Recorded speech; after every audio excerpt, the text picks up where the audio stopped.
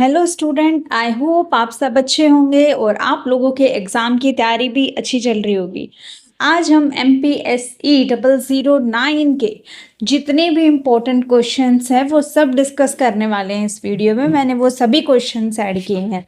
एक बार इस वीडियो को ध्यान से सुन लेना, उसके बाद फिर बुक को रीड करोगे तो आपको वो सब चीज़ें आसान लगेंगी। तो आपको ये वाले क्वेश्चन हर हाल में करने ही करने हैं, इनको आप बिल्कुल नहीं छोड़ सकते।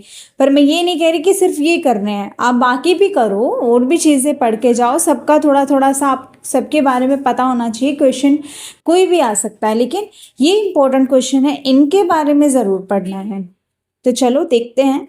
अपना फर्स्ट क्वेश्चन है, कनाडाई संघवाद के प्रमुख विशेषताओं की चर्चा कीजिए। जो कनाडा का संघवाद है उसकी विशेषताएं बतानी है। कनाडाई संघवाद है क्या?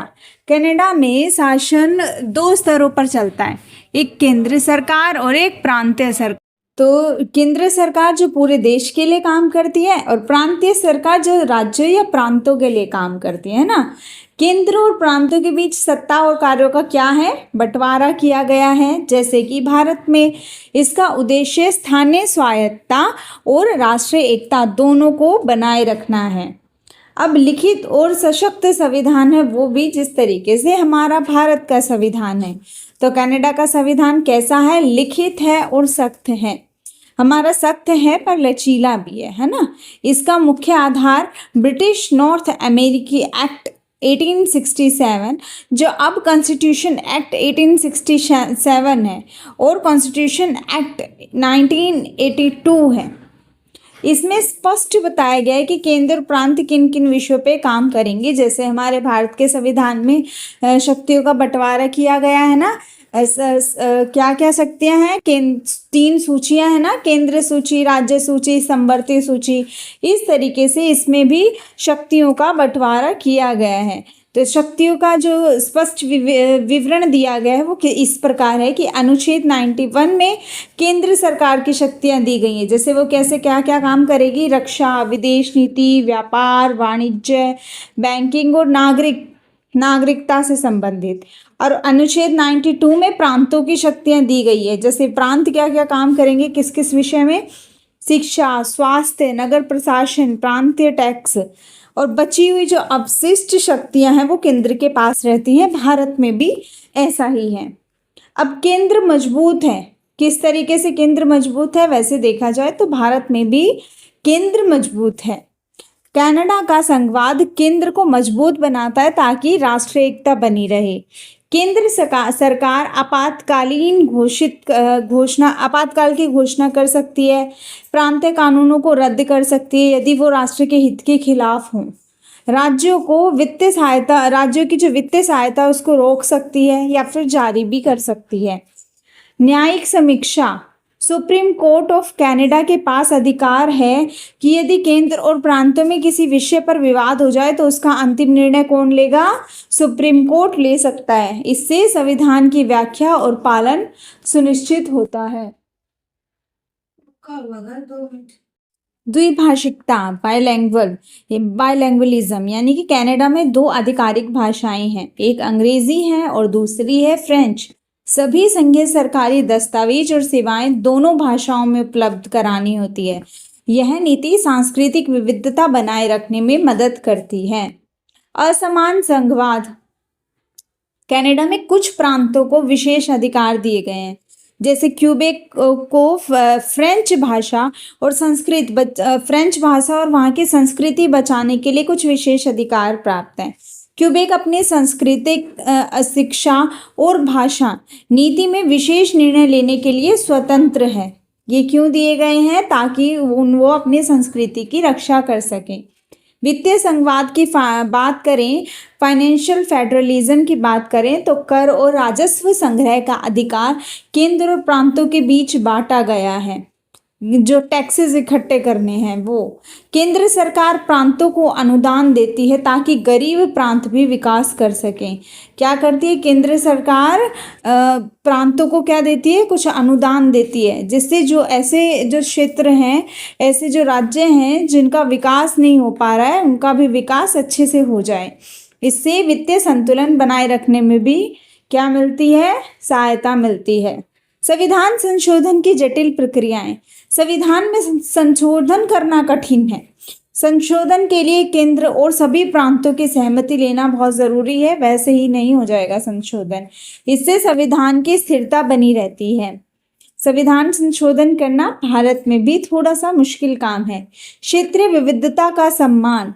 कनाडाई संघवाद क्षेत्रीय भाषाई और संस्कृति विविधता को स्वीकार करता है। इसने अलग अलग समुदायों को अपनी पहचान और स्वायत्तता बनाए रखने में मदद की है। इसके निष्कर्ष में लिखेंगे, कनाडा का जो संघवाद है स्थानीय स्वायत्तता और राष्ट्रीय एकता में संतुलन बनाए रखता है, मजबूत केंद्र के साथ प्रांतों को पर्याप्त अधिकार भी देता है, भाषाई और सांस्कृतिक विविधता का भी सम्मान करता है, कनाडा में स्थिरता और विकास बनाए रखने में भी सहायक है। तो इसके अंदर मैंने क्या किया है, इम्पोर्टेंट पॉइंट्स डाल दिए हैं और वो भी बहुत इजी लैंग्वेज में। अब आपको ये जब आपने सुना तो आपको ये सब चीज़ें आपके दिमाग में बैठ जाएगी। शुरू में लगेगा कि नहीं बैठी है, लेकिन बैठ जाएगी। आप जब अपना बुक से रीड करोगे ना तो आपको खुद पता चलेगा कि सब कुछ आपको समझ में आ रहा है। अपना अगला इम्पोर्टेंट क्वेश्चन है, क्यूबेक राष्ट्रवाद क्या है?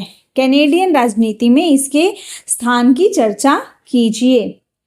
तो क्यूबेक राष्ट्रवाद है क्या? क्यूबेक राष्ट्रवाद एक विचार और आंदोलन है जिसके तहत क्या होता है, क्यूबेक प्रांत के जो लोग हैं ना वो खुद को कनाडा से अलग करने के लिए और अलग राष्ट्र मानते हैं। इसका मुख्य उद्देश्य है क्यूबेक की फ्रांसीसी भाषा और संस्कृति की रक्षा करना। क्यूबेक में ज़्यादा कौन सी भाषा बोली जाती है? क्यूबेक में बोली जाती है फ्रांसीसी भाषा, और वो अपनी संस्कृति और अपनी भाषा की रक्षा करना चाहते हैं। कनाडा की केंद्र सरकार ने अधिक अधिकार और स्वायत्तता प्राप्त कनाडा की जो सरकार है उससे वो अधिक स्वायत्तता प्राप्त करना चाहती हैं, अधिक अधिकार प्राप्त करना चाहती है ताकि उनकी संस्कृति और उनकी भाषा का संरक्षण हो सके। कुछ लोग क्यूबेक को एक स्वतंत्र राष्ट्र बनाने की भी मांग करते हैं। क्यूबेक राष्ट्रवाद का केंद्र बिंदु है कि हम अलग हैं और हमें अपने निर्णय खुद लेने चाहिए। क्यूबेक राष्ट्रवाद क्यों पैदा हुआ? तो देखो इसके ऐतिहासिक कारण, क्योंकि अभी आपने ऊपर पढ़ा कि क्यूबेक को कुछ विशेष अधिकार प्राप्त हैं अन्य प्रांतों की तुलना में, है ना, कनाडा में, ताकि वो अपनी भाषा और संस्कृति का संरक्षण कर सके, उसकी रक्षा कर सके। लेकिन फिर भी ऐसा क्यों है कि वो लोग अपने आप को अलग मानते हैं, अलग राष्ट्र की बात करते हैं? तो उसके पीछे कारण क्या है, ज़रा देखते हैं ऐतिहासिक कारण क्या है। 1534 में फ्रांसीसी लोग कनाडा आए और यहाँ पे आके बस गए।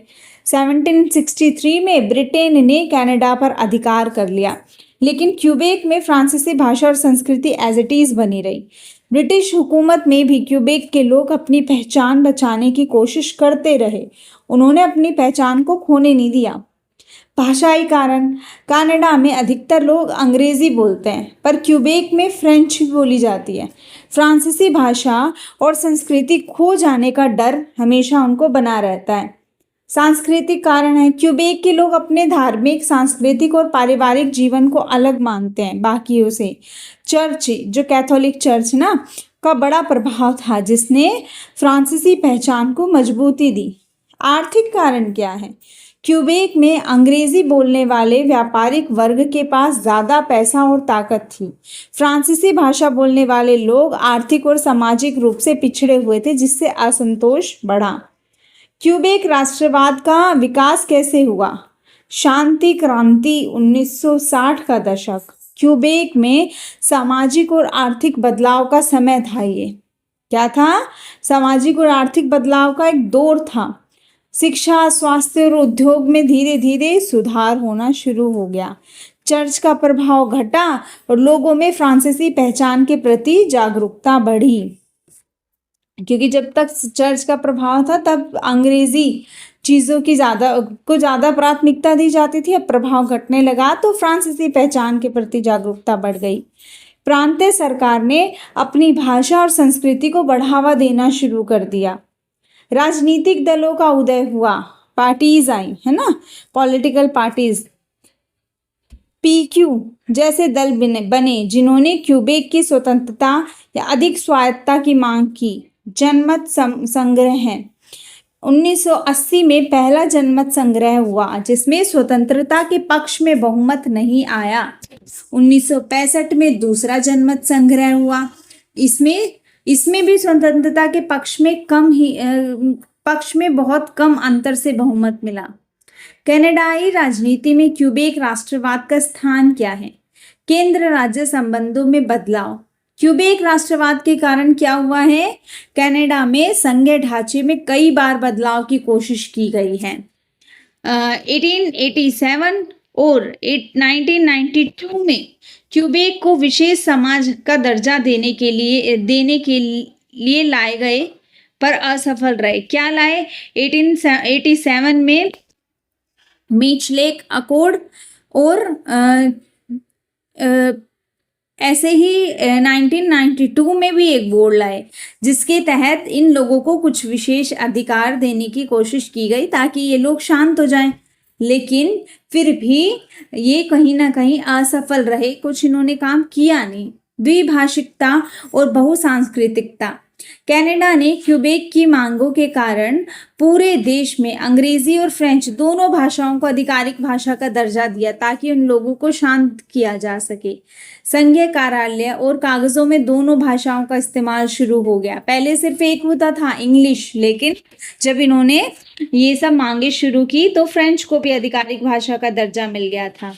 प्रांतीय स्वायत्तता में वृद्धि। क्यूबेक को शिक्षा, संस्कृति और भाषा पर अधिक नियंत्रण की छूट मिली। क्यूबेक ने अपनी फ्रेंच भाषा नीति लागू की जिसमें फ्रेंच को प्रमुख भाषा घोषित किया गया, है ना। और राष्ट्रीय राजनीति में भी भूमिका है इसकी। क्यूबेक की जो सीटें हैं वो कनाडा की संसद में महत्वपूर्ण भूमिका निभाती हैं। अक्सर केंद्र में अल्पसंख्यक सरकार बनने पर क्यूबेक समर्थक दलों का समर्थन महत्वपूर्ण होता है। अगर अल्पसंख्यक सरकार बनी है तो इसमें सबसे ज़्यादा भूमिका किसकी है? क्यूबेक की। अगर वर्तमान स्थिति की बात करें तो क्यूबेक अभी भी कनाडा का हिस्सा है, लेकिन अपनी भाषा, संस्कृति और शिक्षा नीति में स्वतंत्र निर्णय लेने की क्षमता रखता है। अब क्यूबेक में पूर्ण स्वतंत्रता की मांग की बजाय अधिक स्वायत्तता और संस्कृति की रक्षा पर फोकस किया जाता है। पहले अलग राष्ट्र की मांग करते थे, अब समय के साथ चीजें बदल गई। क्यूबेक राष्ट्रवाद के कारण कनाडा ने संघीय ढांचे को मजबूत करने की कोशिश की। राष्ट्रीय एकता बनाए रखने के लिए क्षेत्रीय विविधता को सम्मान दिया। क्यूबेक राष्ट्रवाद का महत्व क्या रहा? कनाडा में संघवाद और क्षेत्रीय विविधता की रक्षा में महत्वपूर्ण भूमिका निभाई। देश में द्विभाषिकता और बहुसांस्कृतिकता लागू करने में मदद की। क्यूबेक के कारण कनाडा ने प्रांतों को अधिक अधिकार और संस्कृति की रक्षा का मौका दिया। क्यूबेक राष्ट्रवाद ने यह दिखाया कि कैसे एक प्रांत अपनी पहचान को बनाए रखते हुए एक बड़े संघ में रह सकता है ना। पूरे कनाडा में रहता है, कनाडा में ज़्यादा कौन सी भाषा बोली जाती है? इंग्लिश भाषा बोली जाती है। फिर भी वो कनाडा में रहते हुए अपनी भाषा और संस्कृति को बचाए हुए हैं, ना केवल बचाए हुए हैं, मजबूती से उसका प्रचार प्रसार भी करते हैं और अपनी संस्कृति और पहचान की रक्षा करते हैं। इसके निष्कर्ष में बताएंगे कि क्यूबेक राष्ट्रवाद कनाडा की राजनीति में एक जीवंत मुद्दा है। इसने कनाडा में क्षेत्रीय पहचान, सांस्कृतिक विविधता और संघीय ढांचे को मजबूत बनाने में भूमिका निभाई। हालांकि क्यूबेक ने स्वतंत्रता प्राप्त नहीं की, लेकिन अपनी भाषा, संस्कृति और अधिकारों की रक्षा करने में वो सफल रहा। आज भी यह कनाडा की राजनीति को प्रभावित करता है। आई होप आपको समझ में आ गया होगा क्यूबेक का सारी चीज़ें। ज़्यादातर क्या है, फ्रेंच भाषा बोलते हैं और अपनी संस्कृति को बचाने पे इनका फोकस है। पहले अपने आप को ये स्वतंत्र और अलग राष्ट्र बनाने की मांग रखते थे, लेकिन बाद में जब उनको विशेष अधिकार प्राप्त हो गए तो ये अपने अधिकार और स्वायत्तता को बढ़ाने की मांग करते हैं। अपना अगला इंपॉर्टेंट क्वेश्चन है, शीत युद्ध के दौर में भारत और कनाडा साझेदारी पर चर्चा करनी है। तो देखो, शीत युद्ध क्या था? आपको पता है शीत युद्ध 1945 से 91 में हुआ है ना। द्वितीय विश्व युद्ध के बाद जब तीसरा विश्व युद्ध होने की जो संभावनाएं बनी थी, हुआ नहीं था। हालांकि ऐसी स्थिति जब युद्ध होने की संभावना होती है, युद्ध होता नहीं है, उसको क्या बोलते हैं? शीत युद्ध बोलते हैं। इसमें क्या थी? विचारधाराओं की लड़ाई थी। पूरा जो विश्व है वो दो खेमों में बट गया था। एक था अपना अमेरिका, दूसरा था अपना सोवियत संघ। जो अमेरिका था वो पूंजीवादी और लोकतंत्र को बढ़ावा दे रहा था, और सोवियत संघ साम्यवाद को बढ़ावा दे रहा था। इस दौर में दुनिया दो खेमों में बट गई थी, है ना। कुछ देश अमेरिका की साइड हो लिए, कुछ देश सोवियत संघ की साइड हो लिए। लेकिन कूटनिरपेक्ष देश भी थे, कुछ देश ऐसे थे जिन्होंने अपने आप को इस युद्ध से अलग रखा, इन सब चीजों से। भारत और कनाडा का स्थान। भारत ने गुटनिरपेक्ष नीति अपनाई, किसी भी खेमे में वो शामिल नहीं हुआ। शांति और विकास में उसने विश्वास किया और अपने विकास में कार्य करता रहा। बात करें कनाडा की, तो कनाडा अमेरिका के पास होने और नाटो का सदस्य होने के कारण पश्चिमी ब्लॉक के करीब था, है ना। कनाडा देखा है ना मैप में, अमेरिका के साथ ही है, पास में ही है, तो नाटो का सदस्य भी है, इसलिए उसको क्या करा उसने, अमेरिका की साइड रहा। लेकिन फिर भी कनाडा ने स्वतंत्र विदेश नीति अपनाई और विकासशील देशों की मदद की। भारत कनाडा के संबंध कैसे थे, कैसे बने? दोनों में समानता है। कैसे? एक तो दोनों लोकतांत्रिक देश हैं, दोनों राष्ट्रमंडल के सदस्य हैं, दोनों संयुक्त राष्ट्र में सक्रिय हैं, इसके साथ साथ दोनों का संविधान लिखित संविधान है ना, अभी हमने ऊपर पढ़ा। भारत के विकास में कनाडा की मदद। कनाडा ने भारत को कोलंबो योजना के तहत वित्तीय और तकनीकी मदद दी। और जो भाखड़ा नांगल बांध और हरित क्रांति थी ना, उसमें भी तकनीकी मदद की थी कनाडा ने। परमाणु सहयोग की बात करें तो 1956 में कनाडा ने भारत को CIRUS नाम का परमाणु रिएक्टर दिया, ताकि भारत ऊर्जा उत्पादन और वैज्ञानिक अनुसंधान कर सके। कनाडा में भारत को परमाणु तकनीकी और यूरेनियम भी दिया। किस प्रकार मदद की? कृषि में सहयोग, नई तकनीक, बीज, खाद, ट्रैक्टर और सिंचाई में मदद की। कनाडा मदद कर रहा था ना। शिक्षा में सहयोग, भारतीय छात्रों को कनाडा में स्कॉलरशिप मिली, जिससे विज्ञान और तकनीकी शिक्षा में लाभ हुआ। स्वास्थ्य में सहयोग, भारत में स्वास्थ्य परियोजनाओं को मदद दी कनाडा ने। औद्योगिक विकास, उद्योगों को मशीन और तकनीक देने में सहयोग किया। रिश्तों में तनाव भी आया था। क्यों आया? 1974 में पोखरण परमाणु परीक्षण, भारत ने 1974 में परमाणु परीक्षण किया। कनाडा ने कहा कि CIRUS रिएक्टर से बने प्लूटोनियम का इस्तेमाल हुआ। कनाडा ने निराशा व्यक्त की और परमाणु सहयोग रोक दिया। शीत युद्ध में भारत और सोवियत संघ के करीब। भारत ने रूस से मित्रता की, जिससे कनाडा थोड़ा चिंतित हो गया, क्योंकि कनाडा किसके करीब था? अमेरिका के। और भारत किसके करीब चला गया फिर? रूस के। कैसे चला गया? से मित्रता की। फिर भी रिश्ते टूटे नहीं थे। कनाडा ने भारत को अनाज भोजन देना जारी रखा। शिक्षा और कृषि में सहयोग चलता रहा। संयुक्त राष्ट्र में शांति सेना में दोनों ने सहयोग किया। दोनों देशों ने विकासशील देशों की मदद करने के मुद्दे पर साथ में काम किया। कूटनीतिक वार्ता भी जारी रही। शीत युद्ध में भारत और कनाडा के संबंध का महत्व की बात करें तो भारत को विकास में मदद मिली कनाडा से। भारत ने गुटनिरपेक्ष रहते हुए कनाडा के साथ मित्रता रखी। शीत युद्ध में समान लोकतांत्रिक और शांति के विचार साझा किए। भले ही परमाणु परीक्षण से संबंधों में तनाव आया था, फिर भी संबंध ज़्यादा खराब नहीं हुए। दोनों देशों ने विज्ञान, तकनीकी, कृषि और शिक्षा में सहयोग जारी रखा। समझ गए ना? बहुत इजी था। इसके निष्कर्ष में लिखेंगे कि शीत युद्ध के दौर में भारत और कनाडा के रिश्ते सहयोग और मित्रता पर आधारित थे। कनाडा ने भारत को आर्थिक, तकनीकी और परमाणु ऊर्जा में मदद की। पोखरण परीक्षण से थोड़े समय के लिए संबंध थोड़े खराब हुए थे, फिर भी शिक्षा, कृषि और संयुक्त राष्ट्र में सहयोग एज इट इज चलता रहा था। इस साझेदारी ने भारत के विकास में महत्वपूर्ण योगदान दिया था। आई होप समझ में आ ही गया है आपको, क्योंकि काफ़ी ईजी है। अब हम अपना अगला इम्पोर्टेंट क्वेश्चन डिस्कस कर लेते हैं। वो है, मानव सुरक्षा के लक्ष्यों की प्राप्ति की दिशा में कनाडा की कूटनीति की भूमिका की जांच कीजिए। मानव सुरक्षा क्या है? पारंपरिक सुरक्षा सिर्फ राज्यों की सीमा की सुरक्षा तक सीमित है, लेकिन मानव सुरक्षा है पर्टिकुलर इंसान की, प्रत्येक मनुष्य की व्यक्तिगत रूप से सुरक्षा, है ना। हिंसा, युद्ध, भूखमरी, गरीबी, महामारी, मानवाधिकार का उल्लंघन, शोषण, अन्याय, कोई भी चीज जिससे व्यक्ति परेशान है मानसिक रूप से या शारीरिक रूप से, वो सब असुरक्षा में ही आएगा। मानव सुरक्षा में प्रत्येक मानव की सुरक्षा की बात की जाती है। व्यक्ति के स्वास्थ्य की, शिक्षा की, आजीविका की और गरीबी की भी रक्षा की बात की जाती है। मानव सुरक्षा में कनाडा का दृष्टिकोण। 1960 के बाद कनाडा ने अपनी विदेश नीति में मानव सुरक्षा को केंद्र में रखा। कनाडा ने कहा, सुरक्षित व्यक्ति सुरक्षित देश बनाते हैं। ह्यूमन सिक्योरिटी एजेंडा तैयार किया, जिसमें मानवाधिकार, मानवीय सहायता और संघर्ष समाधान पर जोर दिया गया।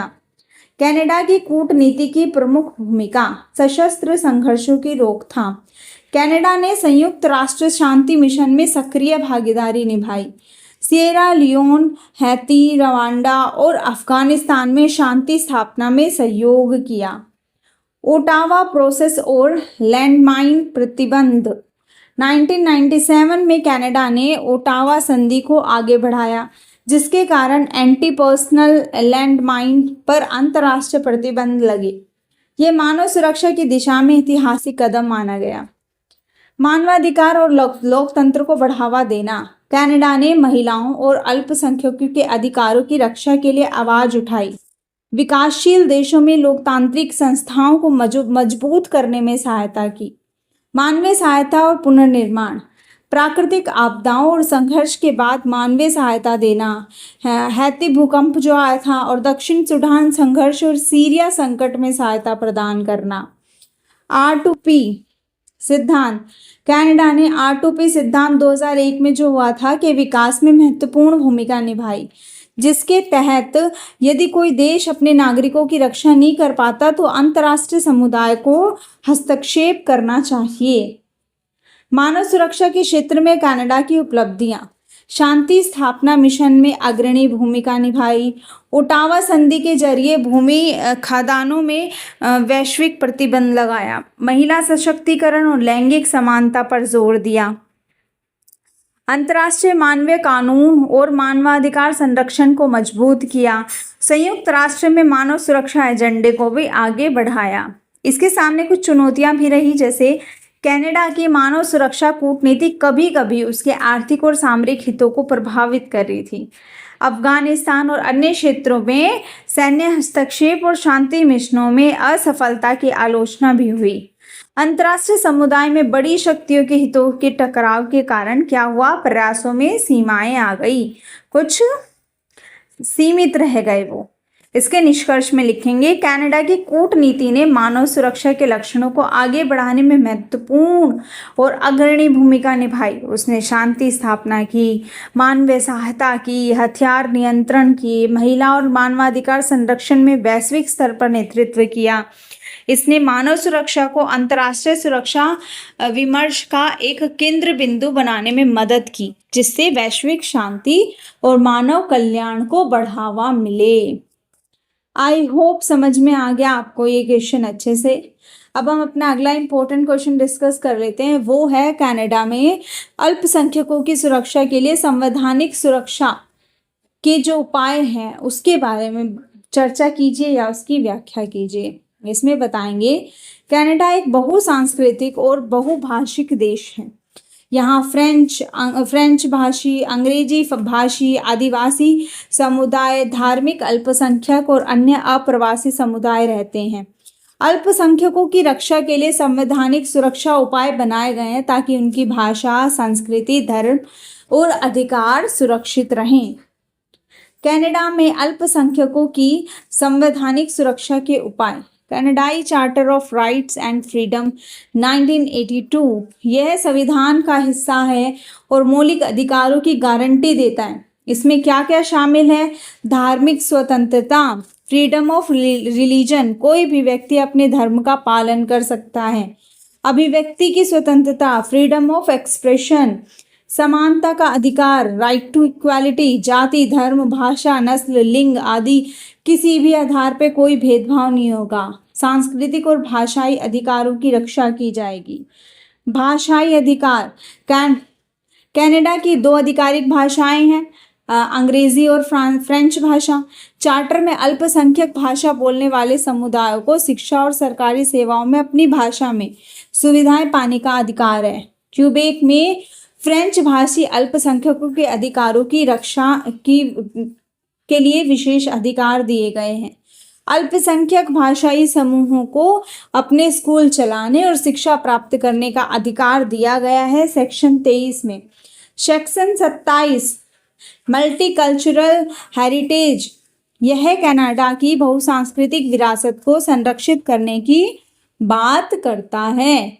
अल्पसंख्यक समुदाय अपनी संस्कृति और पहचान को बनाए रख सकते हैं। आदिवासी समुदाय की सुरक्षा, सेक्शन 35 में indigenous peoples, First Nation Métis Inuit के treaty rights of aboriginal rights को मान्यता और सुरक्षा दी गई। पारंपरिक भूमि, मछली पकड़ने, शिकार और सांस्कृतिक प्रथाओं को सुरक्षित रखने का अधिकार दिया गया। समानता और गैर भेदभाव, सेक्शन 15 सभी व्यक्तियों को कानून के सामने समानता का अधिकार है। अल्पसंख्यकों को भेदभाव से सुरक्षा प्रदान करता है। गैर लिखित संवैधानिक परंपराएं और न्यायालय की भूमिका, कनाडा की सुप्रीम कोर्ट ने भी अल्पसंख्यकों के अधिकारों की व्याख्या और सुरक्षा में महत्वपूर्ण भूमिका निभाई। अल्पसंख्यक अधिकारों की रक्षा के लिए न्यायिक समीक्षा प्रणाली मजबूत है।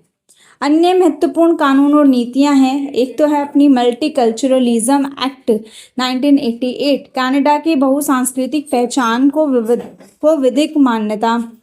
फिर अल्पसंख्यकों की संस्कृति और भाषा को बढ़ावा देना और संरक्षित करना भी इसमें शामिल है। इसके निष्कर्ष में लिखेंगे कि कनाडा ने अल्पसंख्यकों की सुरक्षा के लिए संवैधानिक उपायों में धार्मिक, भाषाई और सांस्कृतिक अधिकारों की सुरक्षा प्रदान की, समानता और गैर भेदभाव की गारंटी दी, आदिवासी समुदायों के अधिकारों की रक्षा की, बहुसांस्कृतिक समाज के विकास और संरक्षण को भी इसमें शामिल किया। इन संवैधानिक सुरक्षा उपायों के कारण कनाडा में अल्पसंख्यक समुदाय अपनी पहचान बनाए रखते हुए समाज में समान अवसर और सम्मान के साथ जीवन यापन कर सकते हैं। आई होप आपको समझ में आ गया होगा। अब हम अपने अगले इम्पोर्टेंट क्वेश्चन की तरफ बढ़ते हैं, वो है कनाडा में संवैधानिक विकास के इतिहास को रेखांकित कीजिए। तो इसमें बताएंगे सबसे पहले हम कि कनाडा में अंग्रेज और फ्रांसीसी शासन।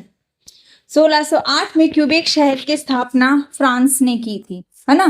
फ्रांस के और 1763 में फ्रांस ने कनाडा ब्रिटेन को दे दिया था। ब्रिटेन ने अपने तरीके से शासन चलाने के लिए अलग अलग कानून और नियम बनाए। 1774 क्यूबेक अधिनियम, ब्रिटेन ने फ्रेंच लोगों को उनकी भाषा, धर्म और कानून अपनाने की आज़ादी दी। फ्रांसीसी कैथोलिक लोगों को सांस्कृतिक अधिकार दिए गए। इससे कनाडा और धार्मिक और भाषाई स्वतंत्रता की नींव पड़ी। 1791 का कनाडा अधिनियम, कॉन्स्टिट्यूशनल एक्ट, कनाडा को 2 हिस्सों में बांटा गया। ऊपरी कनाडा जो आज का ओटारियो है और निचला कनाडा जो आज का क्यूबेक है। ऊपरी कनाडा में कौन रहते थे? अंग्रेजी भाषी लोग, और निचले कनाडा में फ्रेंच भाषी लोग। दोनों हिस्सों को अपनी विधानसभाएं दी गई ताकि स्थानीय लोग अपने लिए कानून बना सके। 1840 का यूनियन अधिनियम, एक्ट ऑफ यूनियन। 1837 में विद्रोह के बाद ब्रिटेन ने दोनों हिस्सों को फिर से एक कर दिया। इसका नाम रखा गया प्रोविंस ऑफ कनाडा। अंग्रेज और फ्रांसीसी लोगों के बीच प्रशासन में सहयोग बढ़ाने की कोशिश की गई। 1867 का ब्रिटिश नॉर्थ अमेरिका अधिनियम, BNA एक्ट, यह कनाडा के लिए बहुत महत्वपूर्ण कदम था। इसे कनाडा का जन्म माना जाता है। क्या हुआ था? 4 उपनिवेश कनाडा, नोवा स्कोटिया और न्यू ब्रंसविक मिलकर डोमिनियन ऑफ कनाडा बने। केंद्र और प्रांत में सत्ता बंट गई। केंद्र, सेना, विदेश नीति, बैंक आदि केंद्र के अंदर गए और प्रांत में शिक्षा, स्वास्थ्य आदि चले गए। कनाडा की अपनी संसद और प्रधानमंत्री बने। 1931 में वेस्टमिंस्टर अधिनियम ब्रिटेन ने कनाडा को पूरी तरह कानूनी स्वतंत्रता दी।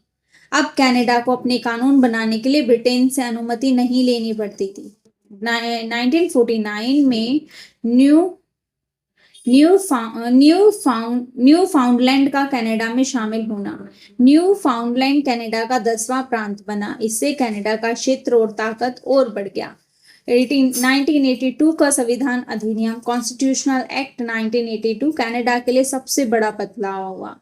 ब्रिटेन का अंतिम नियंत्रण भी खत्म हुआ। अब कनाडा पूरी तरह स्वतंत्र हो गया। इसमें क्या था, कनाडा का संविधान पूरी तरह कनाडा में लाया गया और कनाडाई charter of right and freedoms इसमें जोड़ा गया, जिससे लोगों को धार्मिक, भाषाई अभिव्यक्ति और समानता के अधिकार मिले। अल्पसंख्यकों की सुरक्षा के अधिकार मजबूत हुए। संविधान में बदलाव करने के नियम बने, जिसमें प्रांतों की सहमति जरूरी हो गई। बाद में संवैधानिक सुधारों के प्रयास हुए। मीच लेक अकॉर्ड 1987 क्यूबेक को विशेष दर्जा देने का प्रयास हुआ, लेकिन ये असफल हो गया था। ये भी हमने पढ़ लिया ऊपर। ये दोनों ही 1992 में भी हुए थे। सब संविधान में कई बदलाव का प्रस्ताव था, लेकिन जनमत ने इसको भी अस्वीकार कर दिया। इन प्रयासों से पता चलता है कि कनाडा में संवैधानिक बदलाव करना आसान नहीं है और इसमें केंद्र और प्रांतों के बीच तालमेल बहुत जरूरी है। तो इसके निष्कर्ष में लिखेंगे, जो कनाडा का संविधान था उसका विकास धीरे धीरे हुआ था। ब्रिटिश और फ्रांसीसी शासन, क्यूबेक अधिनियम, 1971 अधिनियम, 1940 यूनियन, 1867 बीएनए अधिनियम, 1931 मिंस्टर अधिनियम, 1982 संविधान अधिनियम और बाद में फिर सुधार प्रयास। आज कनाडा संघीय, बहुसांस्कृतिक और लोकतांत्रिक संविधान वाला देश है। इसमें केंद्र और प्रांतों के बीच अधिकारों का बंटवारा, मौलिक अधिकारों की गारंटी और बहुभाषिकता को सुरक्षित रखा गया है। आई होप आपको ये समझ में आ गया होगा। अगला इम्पोर्टेंट क्वेश्चन है, कनाडा की संसद की शक्तियों और कार्यों की चर्चा कीजिए। तो इसमें हम बताएंगे कि संसद क्या है। तो क्या है, कनाडा की संसद देश का सर्वोच्च विधायी निकाय है। ये ब्रिटिश संसदीय प्रणाली पर आधारित है और इसमें 3 घटक हैं।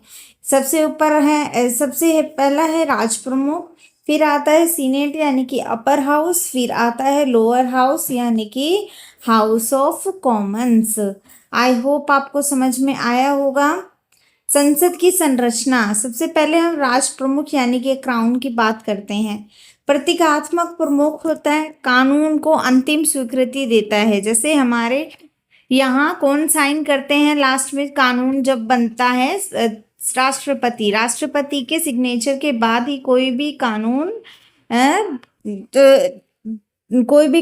एक क्या बनता है, कोई भी कानून लागू होता है। गवर्नर जनरल उनका प्रतिनिधि होते हैं। सीनेट, जैसे हमारे अपने लोग, फिर क्या क्या होते हैं हमारे में, राष्ट्रपति, लोकसभा और राज्यसभा। वैसे इधर है क्राउन, फिर ये हाउस ऑफ सीनेट और हाउस ऑफ कॉमन्स। देखो सीनेट में क्या है, 105 सदस्य होते हैं। इसमें प्रधानमंत्री की सिफारिश पर गवर्नर जनरल नियुक्त करते हैं। क्षेत्रीय संतुलन बनाए रखने के लिए नियुक्तियां होती हैं। फिर हाउस ऑफ कॉमन्स है, निर्वाचित सदस्यों की संख्या 338, 5 वर्ष में चुनाव होता है। वास्तविक विधायी शक्ति यहीं केंद्रित रहती है। संसद की शक्तियां विधायी शक्ति होती है। पूरे कनाडा के लिए कानून बनाने की शक्ति संसद के पास है। संविधान 1867 में जिन विषयों पर संसद कानून बना सकती है वो क्या क्या है, राष्ट्र रक्षा, विदेशी मामले, बैंकिंग और मुद्रा, आप्रवासन, अपराध कानून, व्यापार और वाणिज्य, वित्तीय शक्तियाँ, बजट और कर लगाने का अधिकार संसद के पास है। नो टैक्सेशन विदाउट रिप्रेजेंटेशन सिद्धांत के अनुसार कर लगाने से पहले संसद की स्वीकृति अनिवार्य है। मनी बिल सिर्फ हाउस ऑफ कॉमन्स में प्रस्तुत होता है। फिर संसदीय निरीक्षण, कार्यपालिका, प्रधानमंत्री और मंत्रिमंडल सदस्यों को जिम्मेदार हैं कार्यपालिका में।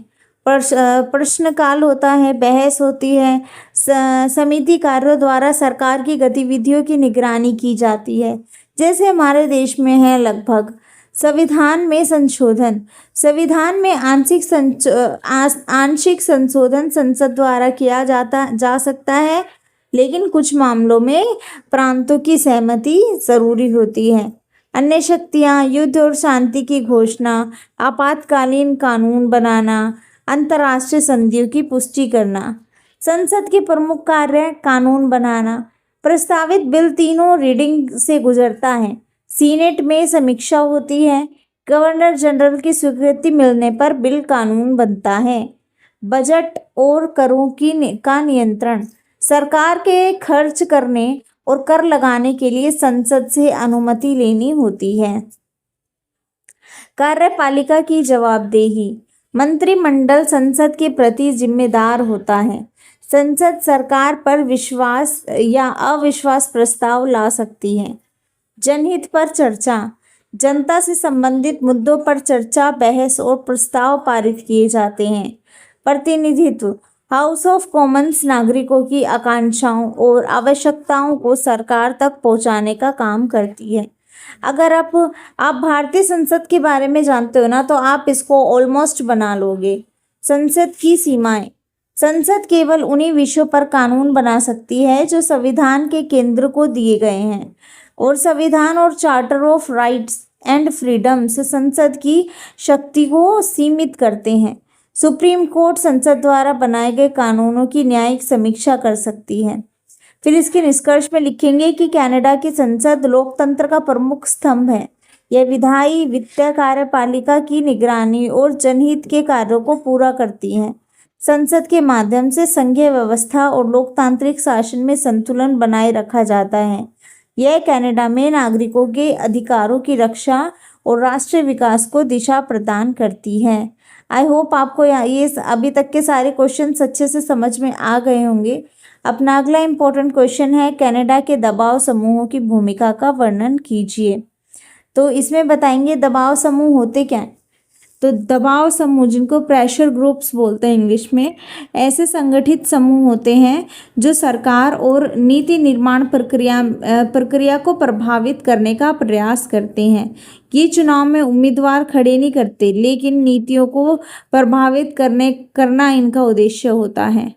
कनाडा में दबाव समूहों के प्रकारों की बात करें तो आर्थिक दबाव समूह है, जो ट्रेड यूनियन, बिजनेस संगठन है। उदाहरण के लिए Canadian labour Congress, Canadian chamber of commerce. फिर पेशेवर संगठन, वकील, डॉक्टर, शिक्षक संगठन। उदाहरण के लिए कैनेडियन मेडिकल एसोसिएशन। सांस्कृतिक और भाषाई समूह हैं, फ्रेंच भाषी अधिकारों के लिए समूह है, आदिवासी समूहों के संगठन हैं, मूल्य आधारित समूह है, पर्यावरण संरक्षण समूह जिसमें ग्रीन पीस कनाडा सुना होगा, मानवाधिकार समूह है।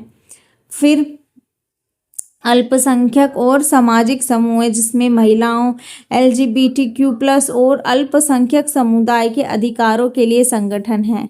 कनाडा में दबाव समूहों की भूमिका, नीति निर्माण को प्रभावित करना, संसद और सरकार के समक्ष ज्ञापन देना, नीति निर्माण से सीधी मुलाकात करना, समिति की बैठक में भाग लेना।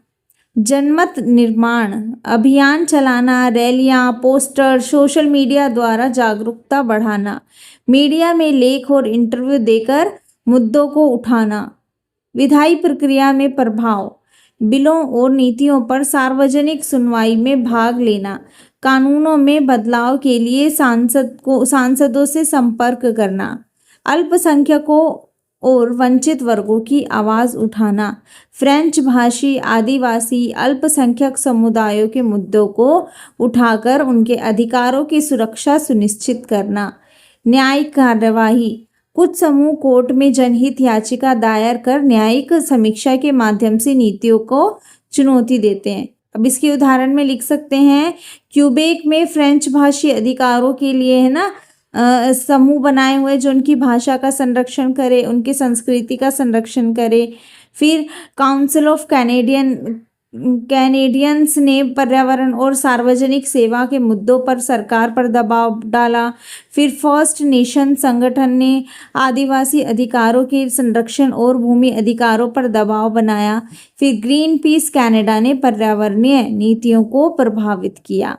इसका महत्व क्या है कि लोकतंत्र को मजबूत करता है, ये जनता की आकांक्षाओं और समस्याओं को सरकार तक पहुंचाकर नीतियों में पारदर्शी और जवाबदेही बढ़ाता है, विशेष समूह के अधिकारों की रक्षा करता है, सरकार को नए विचार और विकल्प प्रदान करता है। इसके सामने चुनौतियां हैं कि सभी दबाव समूह समान रूप से प्रभावी नहीं हो सकते।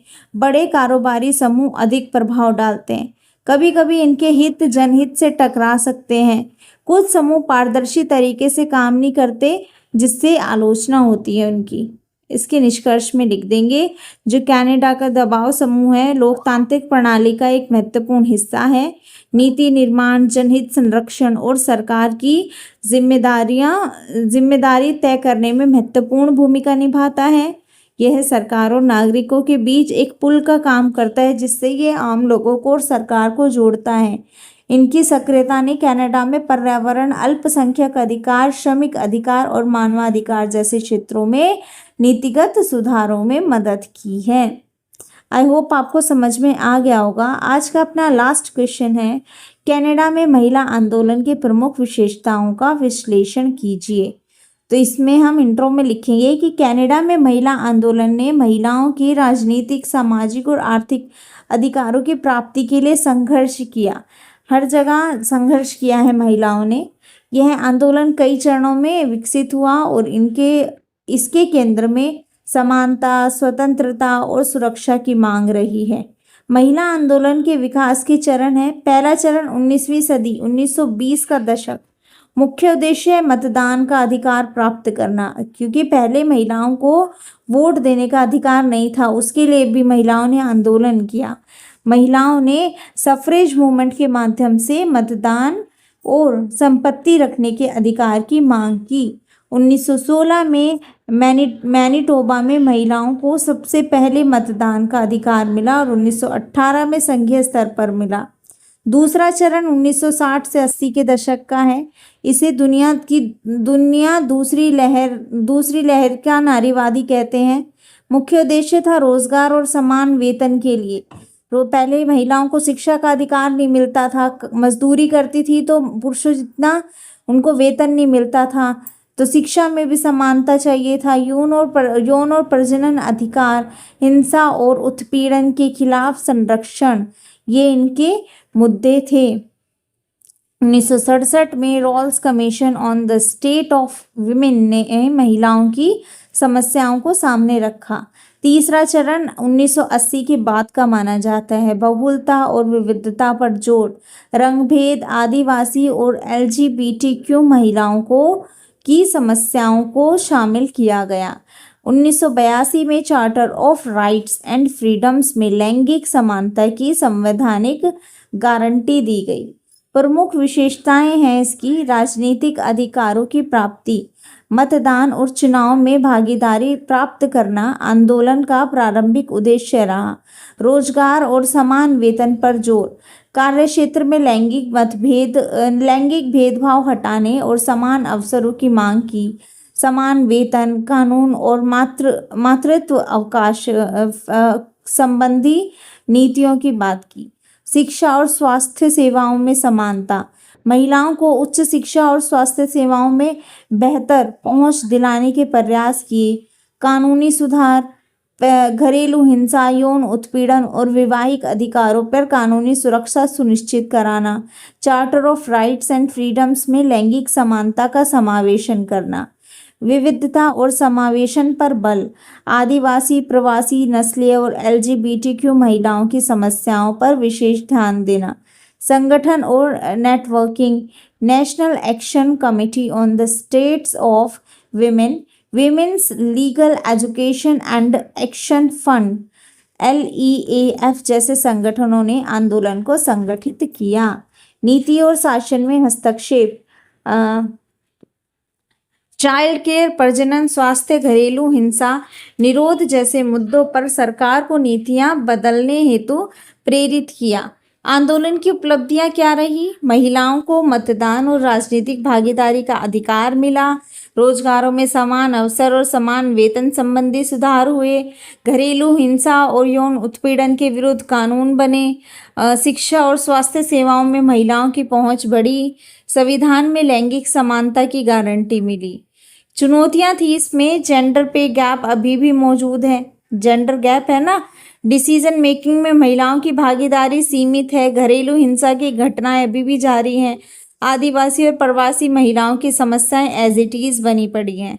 इसके निष्कर्ष में लिख सकते हैं कि कनाडा में महिला आंदोलन ने राजनीतिक, सामाजिक और आर्थिक अधिकारों की प्राप्ति में महत्वपूर्ण भूमिका निभाई।